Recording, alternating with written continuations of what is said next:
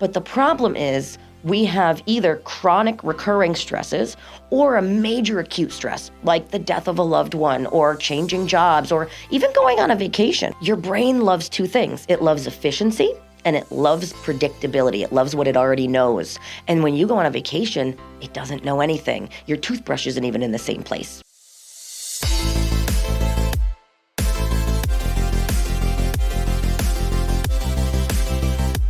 Welcome to Seriously Catherine, a podcast about taking your business seriously, but not yourself.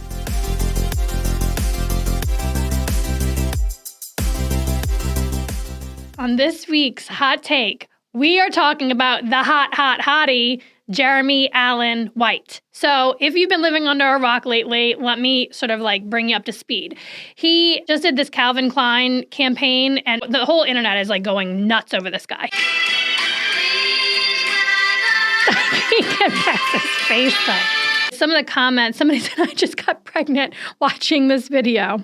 I agree with this one. I agree. Does anyone else think Wonka is kicking themselves for casting Timothée Chalamet instead of this young Gene Wilder? And I agree. I think I went and saw Wonka and Timothée Chalamet did a great job. But I mean, look at this guy. He does look just like a young Gene Wilder.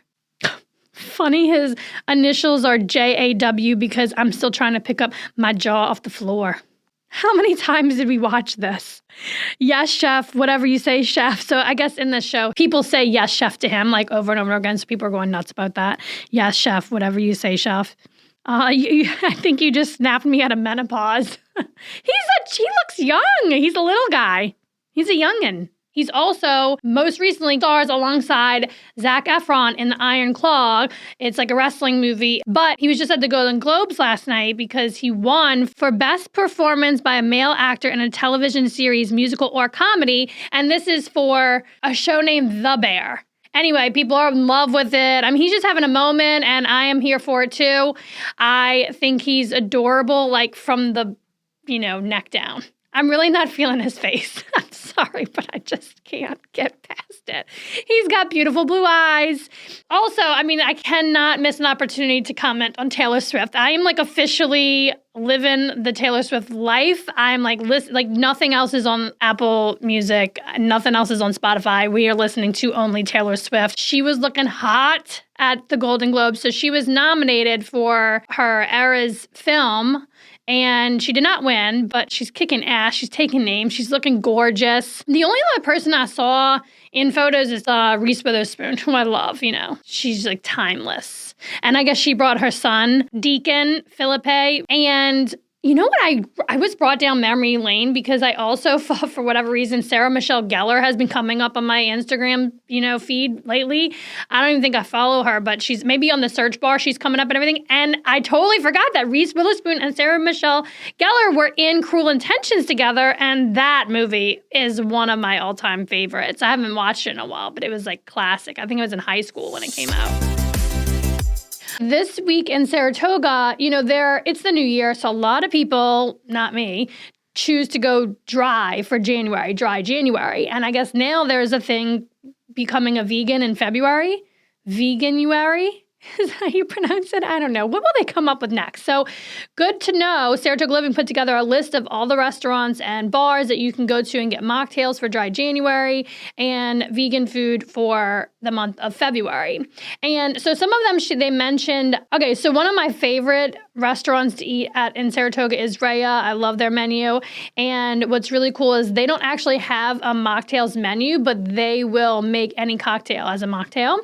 Also, surprise, surprise, Kindred has really good mocktails also, and they do have a mocktail menu. Also, for vegan options in the month of February, if you're choosing to be a vegan in February, Whole Harvest. Also, my go-to is definitely scallions. Not that I'm a vegan, I just know for sure that they have lots of gluten-free and vegan options on the scallions menu.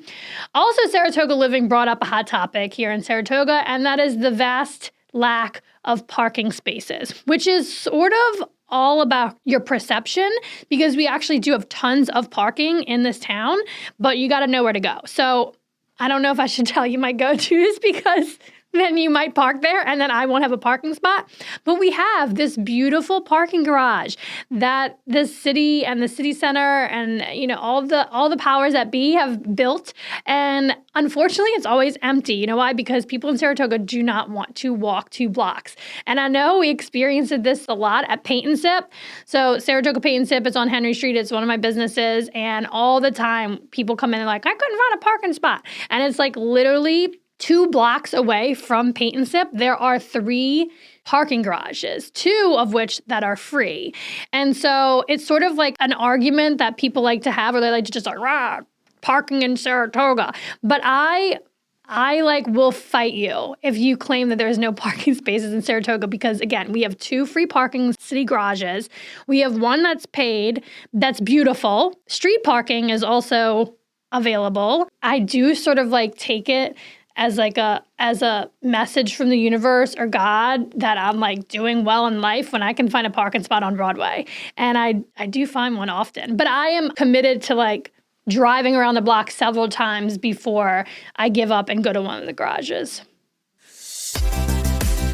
Okay, so if you know me, you know that I love what I do and I'm a workaholic. So if I ever have a chance to get away, I can't go too far away without my kids and without being so far away from work. The Adelphi is my go-to. What's really great about the Adelphi is that it has everything you need. It's right there on Broadway. It has a restaurant, it's got the breakfast joint, it's got it all. And the room service is amazing. So last Christmas, we did Christmas Day night at the Adelphi. We booked the Polaris suite, which is really special because it has a hot tub on the balcony. And the kids loved it. It was so much fun. We ordered room service and it was just like the most special thing. And again, it's got a jacuzzi. I mean, who doesn't want to use a jacuzzi at the Adelphi? If you don't have the opportunity to stay at the Adelphi, you can still go and hang out in their lobby or eat at their restaurants. The best sushi in town, by far, I believe, is at the Adelphi. You should get the rainbow roll. You can thank me later. It's delicious. It's absolutely the bomb. If you are local and you need a night off or a night away, don't go too far. Go right there to the Adelphi. Book yourself a room, have dinner there, have breakfast in the morning, and you'll feel like a totally different person when you wake up. On this week's episode, we are joined by Dr. Rhiannon. She's a Palette member and also a neurological chiropractor. And she sees patients as little as infancy all the way to adults. She's also got a practice in the Capital Region now. So I'm so excited for you to meet her, and let's just jump right into it. I am so excited to have you here on the podcast. I'm excited to be here. And I want everyone to hear your name like pronounced correctly. I've been practicing it. It's okay. Dr. Rhiannon. Yes. Yes. Like Shannon with a Ree. Shannon with a Ree. Yes. Okay. So you are a chiropractor and you have your practice in Albany. Yes. That just celebrated 2 years. In January, it'll be 2 years. In January, 2 years, and already expanding to Saratoga. Yes. So tell us about that story and how this all came to be. Okay, so I've been in practice for 13 years. When I graduated chiropractic school, I came back to the Capital District. I ended up in the North Country for a year. I went back to Atlanta. I practiced there for 4 years while my husband was in chiropractic school. Then I came back to the Capital District. We were supposed to open a practice in Latham. They gave it to a nail salon instead, which is where I get my nails done now, coincidentally. And then I ended up practicing in Lake Placid with my husband for about 5 years. After he passed away, I came back to the Capital District where my family is and literally was just handed this office space in Albany, and it was such a blessing. And so I opened my practice, and it grew very quickly because it's a neurologically focused chiropractic office. So when people think chiropractic, they think neck pain and back pain and headaches, which of course we help with. But the reality is your nervous system controls every function of every organ in your body. And so I see little tiny babies all the way up to their grandparents and everybody in between. I think the fact that my practice is so data-driven, we do neurological scans and we're constantly doing progress scans to evaluate and course correct. I think that is what really the community has really latched onto and been like, wait a minute, we can actually see how our nervous system is working. Yeah. This is so fascinating. We have appointments. I'm bringing all the girls. I'm excited, though, but you had an open house. He was even at dinner with a girlfriend who brought her son. He's been like chronic ear infections or chronic, just sickness. And this like medium of therapy is helping. Is that what you call it? It's not therapy. No, we don't call it therapeutic because in medicine or in therapies, they aim to treat a condition. And so we don't name a condition. I don't treat a headache. I don't treat an ear infection. I don't treat IBS. I don't treat vertigo. What I look to find is there dysregulation, dysfunction in the nervous system? Because that comes from stress, right? Because the biggest question people ask me when I show them their scans is, where did this come from?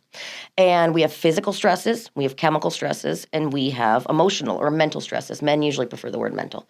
They don't want to be emotional. They don't want to say emotional, no. But when I say physical stress, patients are always like, oh yeah, I got in this car accident, or I used to play football, and I'm like, no, the sitting at a desk all day is the physical stress, right? We are meant to be in motion. Staring at a cell phone all day is a physical stress. And then we have chemical stress. We live in such a toxic world, Catherine. I mean, it's incredible, the toxins in our water supply, in our food supply, the air pollution that we have. I mean, but a lot of times when I say toxins, people think drugs, they think alcohol, they think vaccines. I'm not going to those extremes when I'm trying to talk to people about the stresses in their everyday lives. And then I think we can all imagine mental, emotional stresses. You know, we used to be stressed thousands of years ago when we were being chased by a saber-toothed tiger.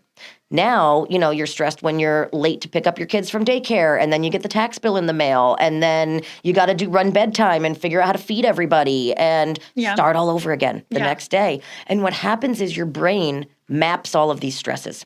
It says, okay, every day, Catherine does the same thing. She wakes up, she's stressed, she's behind the ball, so she drinks coffee, which is a chemical stress to me.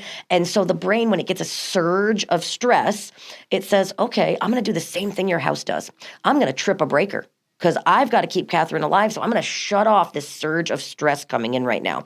And the way it does that is to send a signal through the muscles to the muscles that hold those vertebrae and pull that vertebra out of alignment. It blows that fuse, trips that breaker. And then you go through your day and you have a moment of peace and quiet. Maybe you read a book, maybe you journal. I mean, I know this is ideal world for you, right? And your brain goes, oh, great, that stress is gone. Let's flip that breaker back on. And now you go back to normal functioning. It's incredible how you can self-correct like that all day, every day, and we're not even aware of it. The nervous system is so incredibly intelligent. But the problem is we have either chronic recurring stresses or a major acute stress, like the death of a loved one or changing jobs or even going on a vacation, right? A vacation is a wonderful thing. Do you mean trip? Yeah, a trip. Like, let's say I went to Barcelona last year. That sounds lovely. It was lovely for my 40th birthday. But your brain loves two things. It loves efficiency and it loves predictability. It loves what it already knows. And when you go on a vacation, it doesn't know anything. Your toothbrush isn't even in the same place, right? Yeah. So it's very challenging to your nervous system, which is good for it, but it is a stress. And so when those stresses are too overwhelming or too chronic, those breakers stay tripped and you're not able to self-correct them. So it's my job to find, do you have chronic tripped breakers? Where are they? And we measure them. That's what the scans do. Yeah, so you take a picture of the body. Yeah. So we use an EMG, we use infrared thermal scan, and we use an HRV.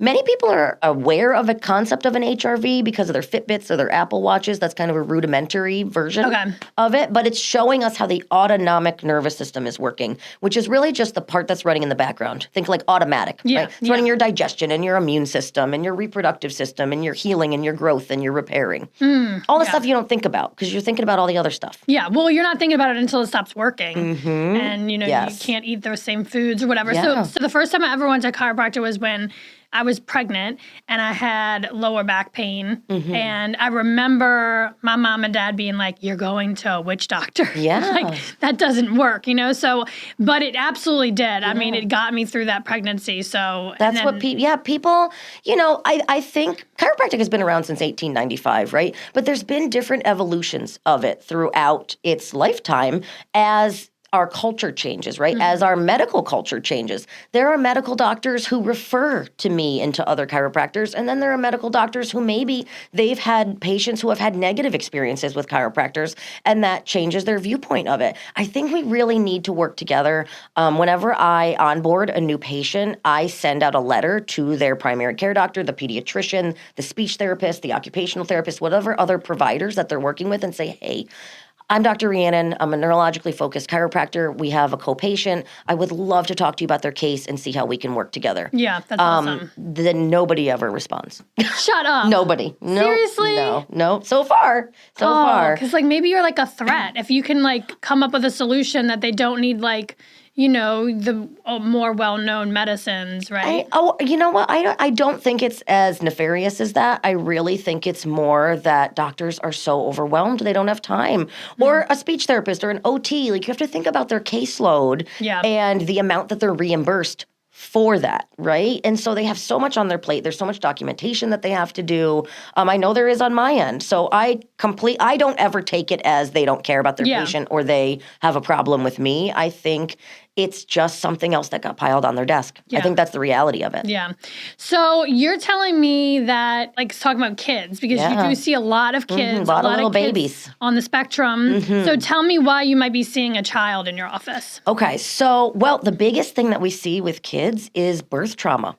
The birth process in this country, most of the births that we have interventions. So I'm not even just talking about the C-sections, the vacuum extractions, the forceps extractions, but just the amount of pressure that they use to pull a baby out of a vaginal birth. Dr. Tony Ebel, who is the leading pediatric chiropractic expert in the country. He's incredible, and I've been lucky enough to train under him. He says in a lot of his workshops that, if delivery room doctors were required to be the pediatrician for each child they delivered for the first 3 years of life, it would drastically change our procedures in a delivery room, because they would see the effects. They would see these babies with torticollis and colic and ear infections and asthma and allergies. And then, we see these progression of, the correlation between birth intervention, birth trauma, and spectrum and sensory disorder is irrefutable. So my mind is blown. Yeah. This also is my world. And it's just like, it's such a miracle to actually, is it a miracle? Yeah, I think it is. I think it's a miracle to have like a healthy child. That is, there's just like so many things that can go wrong in that process. No wonder like pregnant women are just so stressed out. And actually maternal stress during pregnancy is also a huge contributing factor. Because remember, we talked about physical, chemical, and emotional stress, right? They tell you when you're pregnant, don't smoke, don't drink, right? Because you're sharing a blood supply with baby. Well, all your stress hormones, when you are stressed during that pregnancy, are running through baby as well. And that's influencing the developmental trajectory of their nervous system as that nervous system is growing and developing in the womb. Yeah. Which is why you got to do yoga and go to the chiropractor. Do your breathing. Do the breathing. And hopefully you have a supportive family and partner. And, right. That makes a big difference. Yeah. So what made you want to join Palette? What brought you to the community? And then I want you to kind of like explain how just your business has grown. Okay. Like just like the changes that have happened since joining Palette. So I heard about Palette here and there. I don't even know how, probably through like Instagram or things, but I thought Palette was just a co-working space. And so I was like, well, I have an office. Why would I co-work? Like, it just didn't make sense to me. But, this is the first time period in my life that I've practiced alone. My late husband, who I practiced with in Lake Placid, he came from a chiropractic family. Like, he grew up with 2 chiropractic parents. And so, practicing with him and having those mentors, having the same mentors, I never felt like I was on an island. And I opened this practice by myself. Sometimes I feel like I'm the only one living in this paradigm, first of all, in healthcare, and also as a female entrepreneur. Yeah. My current partner, he's wonderful. He is so supportive and encouraging, but he lives in the salaried 401k world, right? Very different world. Very different. And so I just thought to myself, after I've been going through therapy, and one of the things I was talking to my therapist about was I didn't feel like I had a sense of community. And so I sat down with Marcella at the end of September on my week off, my fall break. And she said, what would be cool if? Like, don't say this is a goal, but it would be cool if. Yeah. And I said, it would be really cool if, I had a Saratoga location, because I have so many patients who traveled from Queensbury, from Glens Falls, from Saratoga down to see me in Albany. I have families that come from Poughkeepsie. They drive 2 hours to see me because of the specialty of my practice. And so I said, it would be cool to have a location up here for them. But just to find a location and all of that, it would be so much. She said, well, why don't you just see patients here at Palette? And I'm like, what? At Palette? She's like, yeah. If you're a member, why wouldn't you just see patients here? Yeah. So, I mean, she just planted that seed at the end of September, and within a month we had this event, and I was seeing patients here, and we move fast. We move fast here. We do move fast. Well, I think you're motivated and inspired to take that action because you have the support. And if it doesn't work out, it's like, it's all right. We'll land somewhere. We'll figure it out together. It just goes to show you, like when I was at that dinner with friends and she was like, I'm just so glad I saw, Dr. Rhiannon's like on your stories or on Phalid stories, whatever. And it's like, we finally have someone here that's like going to be able to specialize and help him. Yeah. So, no, that makes me so happy. Yeah. I don't have kids of my own. So, but if you walk into my office, you can lend me one. Yeah, sure. Yeah, of course, anytime. You walk into my office and it looks like I'm running a daycare. I mean, literally, I'm walking over children to get to the next room. And it's so fun. And I love it. And I love seeing the miracles. I love seeing, a kid on the spectrum that's never been able to look their parents in the eye to now give them a hug and say, I love you. I love, we just had a baby a few months ago that was having 50 seizures a day that is now seizure free. I have a 14-year-old in my practice who he's been to the National Institute of Health many times in Boston. Doctors and doctors and doctors, they have not been able to figure out why he was unable to walk all of a sudden a year ago. Like he's been in a wheelchair all of a sudden a year ago. After 12 adjustments, he started walking. What? What is that? That's just like releasing the stress? Dysregulation in the nervous system. Wow. Yeah. When the body is under so much stress, when the brain has to start compensating and making compensations, it will say, well, walking isn't a priority over breathing. So it just starts, shutting down musculoskeletal things that aren't as important because he's still being fed. He's still being, his parents are still taking care of him. So, yeah, but his parents did not settle for no answers. I mean, his mother is incredible. I mean, the binders of medical records that she brought to me. Yeah. So she has been an advocate for him so strongly, and she didn't give up. And she said, you know what, let's see if this can help. And, we looked at his scans, and the only place there was an issue on his scans was right at C1, which you can't see me point to with these headphones on, but right at C1 where the brainstem is, and which is where we see the most birth trauma in kids because that's where they grab baby's head, right? Or where baby's head twists going through the birth canal. But, all of his pain and everything is in the middle of his back, and that's where they keep looking. That's where they keep doing imaging. That's where they keep doing x-rays, right? But we didn't find anything there. In terms of the nervous system, it was up here. All I did was adjust C1. Wow. And I say all I did, I shouldn't use like a minimizing word there, but the reality is I did not heal that child. I don't heal a single person. I mean, I appreciate and I love that they thank me, but I always bounce it right back to them and say, no, your body healed this. The innate intelligence that is inside of your nervous system to be self-healing and self-regulating, that power. That's why I just said to your little girl who's not feeling so great today, most of the time we say, oh, you're sick, I'm so sorry. In my office, we don't tell kids that they're sick. We say, wow, isn't that incredible that your body is so smart that it knows what to do, that it knew to make a fever, that it knew to make you throw up, that it knew to make you cough, that it knew to make boogers. Yeah. It doesn't feel good. Incredible. But it's incredible that the body knows to do that. And so much of our society, we don't want to feel discomfort, right? We are all trying to avoid discomfort. And so we go take a Tylenol to lower the fever, or we go take a cough medicine. And the reality is we're just stuffing that illness back into our body. So that's why I encourage my patients to come get adjusted when they're not feeling great, when they are expressing illness and all of that, because it helps your immune system do its job even better. Yeah. And it's just like so powerful to shift that perspective just a little bit, and try something new. And it might be the thing that actually like heals you or solves your ails. But, speaking for moms, me not being a mom, I completely understand. We're talking about birth trauma and how scary that is to have things happen to your baby's head and neck.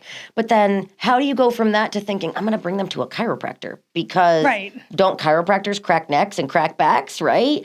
That's not what we now know in science and in the research, in the past 20 years of research, is that it's not the force of an adjustment that makes the correction. It is the input to the nervous system. I mean, the amount of pressure I use to adjust a baby is the amount of pressure you would use to check the ripeness of a tomato or an avocado. Yeah. You can't even tell I'm adjusting them when you watch it. They sleep through it half the time. So it does not look like whatever you saw on TikTok or YouTube. Well, also, listen, and the other thing, too, that I thought was such a myth that was busted when I started going to the chiropractor when I was pregnant is that he never actually adjusted or cracked anything. He stretched me. He put me on that table and he did pull on my head, but it Like a traction. Yeah, it was almost like I never felt a bone crack or anything. Right. It was more just like a releasing of tension. Well, and stretching. even when there is a quote unquote crack, it's not the sound of bones. It's the sound of gas. When we release gas, we make a noise. When you toot, when you burp, when you release gas in your knuckles, right? Yeah. It makes a noise. It's not bones. It's just gas. That's all that noise It's is. just gas, guys. Yeah, it's just gas. The little kids call it bone farts. They love that. They all giggle. Oh my God, I love that. What actually brought you back to the area? Yes. So I was practicing in Lake Placid. My husband and I had High Peaks Optimal Health so COVID hit in 2020 and everything shut down, but we were essential. So we didn't shut down. In fact, our practice grew incredibly because people were, number one, looking for any place they could go outside of their house to go to. But number two, a place that would improve their health status, right? But unfortunately, during that time, my husband ended up passing away. He took his life, which of course was tragic. He was only 31 years old. And so, yeah, I stayed in Lake Placid for about 6 months. But in a small town like that, it's very hard to not just live the rest of your life with an identity as the widow. So as much as I loved my practice members there and I loved the community of Lake Placid and the way they supported me and rallied around me, I came back to the Capital District where my family is so I could do my own healing and try as best I could to move on, but also honor his legacy and everything that we built in Lake Placid. Oh my God. So, and then how do you do that?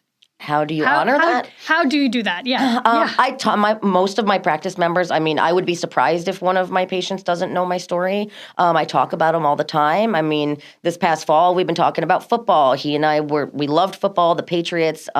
His goal in life was to adjust Tom Brady. My goal in life is to adjust Rachel Ray. I've met her 3 times. I guarantee she doesn't remember me, but in my mind, we're best friends.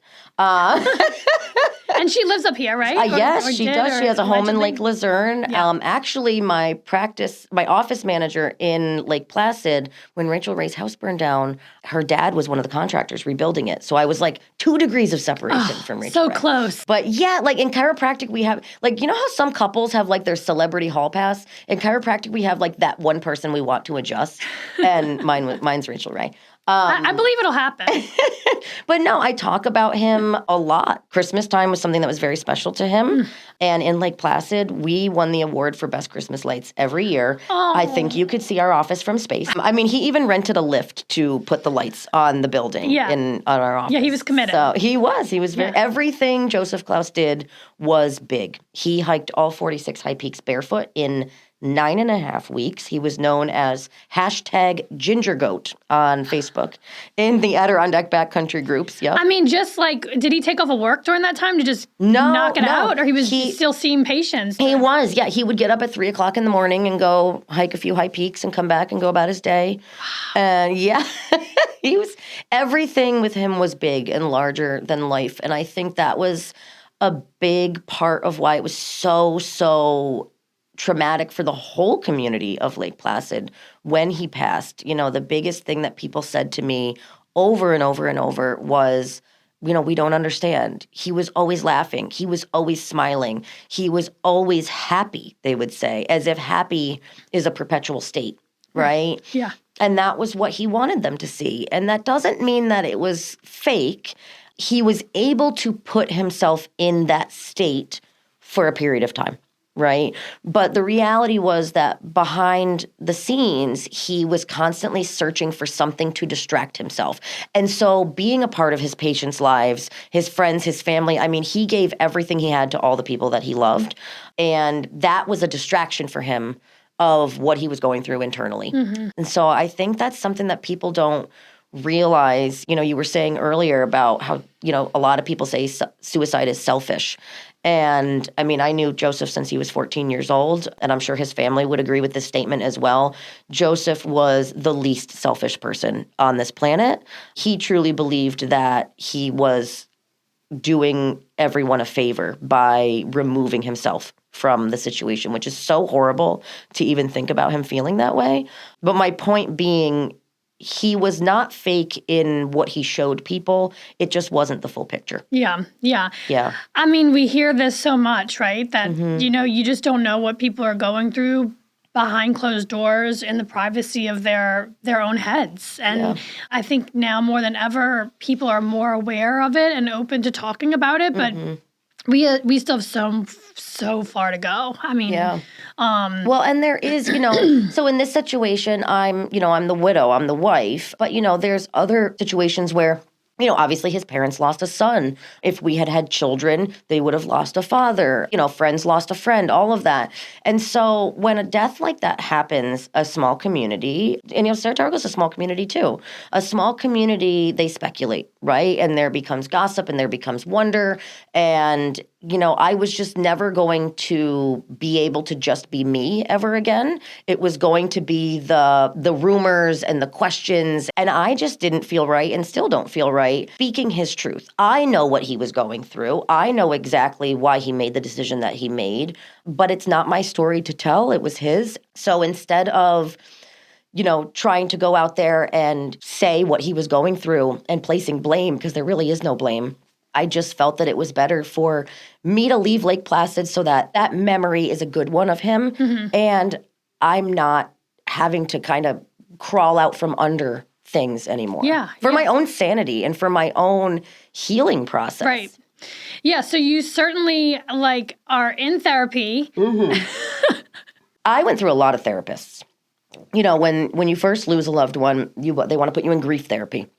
And grief therapy, at least the version they gave me, was you just had to keep rehashing it over and over and over. And I mean, the past 3 years, I have had to retell the story thousands of times. And I just didn't want to keep doing it. I was just like, how is this helping me move on? This is not healing anything. It's just digging stuff up. And so that was not for me. The therapist that I have now I really appreciate her. And it was just the 3-year anniversary of my husband's death. And around that time, people... So did it happen around the holidays? It was October 6th. And around that time, people who know me, they start treating me with kid gloves. You can just tell they look at you with those eyes like, are you sad? Are you okay? Right? Yeah. And so it makes me feel like I'm under a microscope. And then, of course, on Facebook and on Instagram, everyone who knew him peripherally, right? They were an acquaintance. Or they were a distant relative. They make a big post on social media with all these pictures that they have of them together over the years. That was like a wedding or like a random, reunion or something. Does that piss you off? Because you're like, where were you when we were struggling or when we needed help or when, we needed somebody to talk to? It doesn't piss me off. Sometimes it's funny because their recollection, when I read it on Facebook, I'm like, wow, that's not what he thought. Right. But it's also like, well, if you cared that much about him, why don't you care about his widow? Because I know Joseph and I know that he had said to me before he passed away, everybody will be there for you. I know you'll be taken care of. I know you'll be okay. And so that was his impression. And it's interesting, the people who fall out of your life when the other half of your partner or your partnership is gone, When you go through a divorce, you kind of expect that. People have to pick sides, or at least they feel like they do. Yeah. But you don't expect it when there's a death. And so that's always an interesting time of year for me to watch everybody else's recollection of who Joseph was. And they're not reaching out or they're not touching base with you through the years. Yeah. And also to have people expecting me to fall apart on that day. And I don't want to make the day he left this earth this big day, right?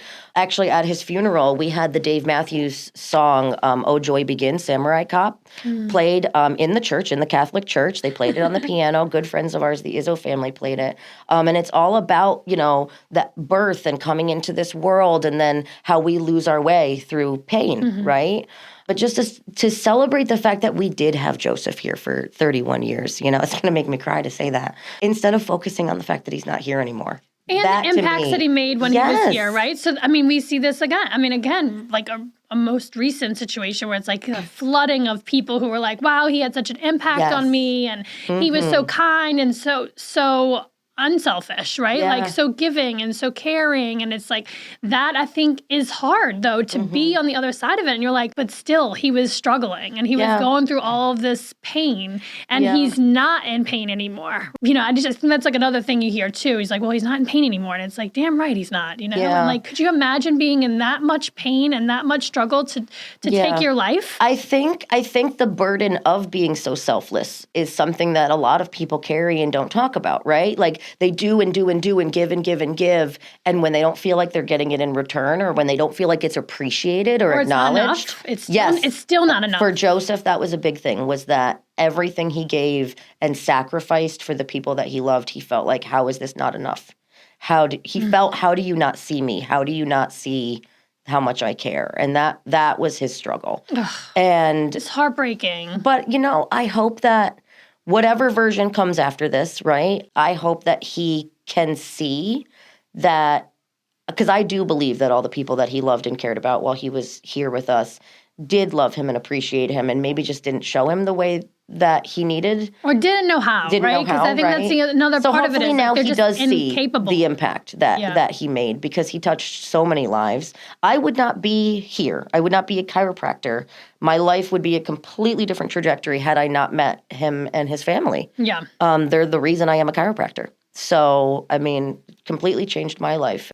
Well, thank you so much for being here. I'm so happy you spent the time with us today to tell us more about your story. And do you want to have any parting words with anyone who might want to learn more about you or talk to you? Like, how do people get in touch with you? How do people get in touch with me? Well, on Instagram, we are CDF Chiro. You can DM us. I do see them. They go right to my phone. Awesome. We'll put your links to all that in the show notes so people will see. The biggest question people ask me is, how do you know you should see a chiropractor or who should see a chiropractor? And my answer, I know it's generic and it's not good marketing to answer this way, but my honest answer is, if you're alive, you have a nervous system, and you should probably get it checked. You check your eyes, you check your teeth. If you're a lady, you check your hoo-ha. Please get your nervous system checked because it's in charge of everything. So that's how I know it's not a good marketing answer because it's not niche, but it's the reality. If you're alive, get your nervous system checked, and as soon as possible. Get your baby checked as soon as you go home from the hospital. Oh my God, I want to have a baby just to have the baby checked. Well, we're going to get your little ones. Yeah, they're going to come in. So thank you again for being here. Thank you, Catherine. Moms and dads, I got a parenting hack for you, and it's called the Hoffman Car Wash. If you are a member of the Unlimited Car Wash Club, you're in for a real treat because you can go for free, essentially, if you're paying the monthly fee. I don't know if we're doing any girl math or mom math here, but you pay the fee and you can go get a car wash as many times as you want. And it's one of those things that's like a multifaceted experience. If I'm with the kids, they love to ask the car guy, like, if he can draw a little design on the window. They always play ball. They always do something fun. And then we go on through the car wash, and it's almost like this thing comes over my kids, like they're not psychopaths when we leave the car wash. It's like some sense of like therapy for them. Also, form of therapy when I am by myself and I need to go to the car wash because it's the only place I can scream out loud with no judgment. So if you are not already a member of the Unlimited Car Wash Club at Hoffman, you are missing out on a treat. Next up is my facepalm mom moment this week. I have to talk to you about this. So on Thursday, I got an email from Willard Mountain saying like they had 2 spots open up in their Sunday afternoon class or lesson. And we've been sort of like contemplating whether we're going to sign up the girls for ski lessons again. I didn't do any of it last year because Zia stayed home with me and Mark brought Posey and Ruby to do the skiing lessons at Willard. So we were kind of like pushing it off, and I'm like, oh my God, up until like this weekend, it felt like it was never going to snow. So I'm like, well, maybe we'll just skip a year. And then I got this email from Willard Mountain saying there's 2 spots open in the 2 p.m. class. So I'm like, okay, let's do it. So we signed them up on Friday afternoon, and I go to Alpenhaus, which is where my girls got free skis. They do free skis 5 and under last year. So I called them to see like on Friday afternoon if I could go to the one in Clifton Park to go ahead and like get them their skis. And they're like, no, we don't have any skis. You're like too late in the season. So I was like, okay, so we'll drive to Amsterdam, which is where their like original ski shop is. And I was like, this is going to be an adventure, girls. Like, let's grab a snack. Let's get, ourselves into the car. And, it's like a 40-minute drive. So we get 10 minutes from Amsterdam, and Zia My 4-year-old says, I'm feeling car sick. And she does this sometimes. Like, I think she is bored and she just says these things. How do you ever know if they're really going to puke or if they're just saying, like, I'm car sick and I'm bored? So I was like, are you sure you're car sick? Like, just look out the window, take a deep breath. I'll crack a window. And before I knew it, she was puking. She puked all over the freaking place. And we are like 10 minutes from Amsterdam. Of course, I don't have a change of clothes because like she's 4. I've never had, like, the last time I needed a change of clothes, like she's having a blowout. So I didn't have anything, but I did have like old diapers, not like used diapers, but like diapers that were still in the wrapper from like years ago, because my car is like a total catch-all for everything. And I used like some diapers to absorb the puke. And you would think I would abort the mission at this point, but I was like 10 minutes from the store. So we decided to still go to Alpenhaus. I have photos of Zia in her underwear at Alpenhaus getting fitted for skis, which we got. And we are ready to go skiing next weekend at Willard Mountain. Thank you for listening to this podcast. And if you want to connect with me, slide into my DMs on Instagram. My handle is Catherine Hover.